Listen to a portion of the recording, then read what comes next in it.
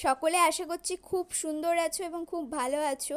আজকে নিয়ে চলে এসেছি একটা নতুন ভিডিও। আমাদের বাড়িতে ছোট্ট করে একটা সরস্বতী পুজো অনুষ্ঠিত হয়েছিল, সেই ভিডিও নিয়ে। এবার সকলে প্রশ্ন করবে যে এত দেরি করে তাও আবার সরস্বতী পুজোর ভিডিও দিচ্ছি। তো বন্ধুদেরকে একটু জানিয়ে রাখি, আমি গত 1.5 মাস ধরে একটা শারীরিক এবং একটা মানসিক একটা সমস্যার মধ্যে এবং একটা অসুস্থতার মধ্যে কাটাচ্ছিলাম। তো আমি পুরোপুরিভাবে ফোনটাকে একদম অ্যাভয়েড করছিলাম। তো তার জন্যই আমি ভিডিও কোনো নিয়ে আসতে পারিনি। তো তোমরা এর আগের ভিডিওতে দেখেছো যে আমার সাথে কি হয়েছে, এগুলো কি কি ঘটনা ঘটেছে। তো আগের ভিডিওতেই তোমাদেরকে জানিয়ে দিয়েছিলাম একটা মানসিক সমস্যায় আমি ভুগছিলাম। তো এটা থেকে একটু সুস্থতার মধ্যে আছি বলে আবার ভিডিওতে ফিরে এলাম তোমাদের সাথে গল্প করতে, একটু তোমাদের সাথে দেখা করতে। তো আমাদের দেখতেই পাচ্ছ আজকে ভিডিওটার মধ্যে যে সরস্বতী পুজো চলছে এবং শেষের দিকে প্রায়, কেননা যজ্ঞ হচ্ছে। যজ্ঞটা খুব সুন্দরভাবে হয়েছিল, মানে যজ্ঞের যে আগুনটা খুব সুন্দরভাবে এমনভাবে হচ্ছিল, যজ্ঞটা দারুণ লাগছিল দেখতে। তো তখন আমি প্রায় সুস্থই ছিলাম। তো তারপর থেকে আমার অসুস্থতা শুরু হলো।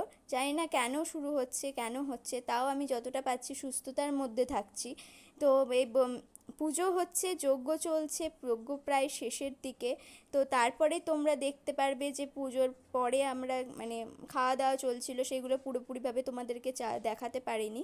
তো আমরা রাত্রে যে সন্ধ্যা আরতি হয়েছে আমাদের বাড়িতে, সেই সন্ধ্যা আরতির ভিডিওটা তোমরা এবার দেখতে পাচ্ছ। যে সন্ধ্যা আরতি হচ্ছে, ঠিক আছে, মানে দুপুরবেলায় সকলকে খাওয়া দাওয়া হওয়ার পর, মানে অনেকের নিমন্ত্রণ ছিল, ঠিক আছে, যতটা পেরেছি ছোট আয়োজন করেছি।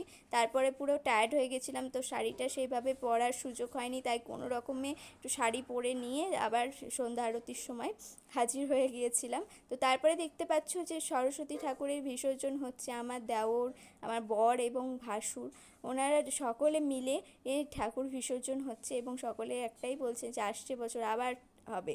তো এই ছিল আমার ভিডিওটা।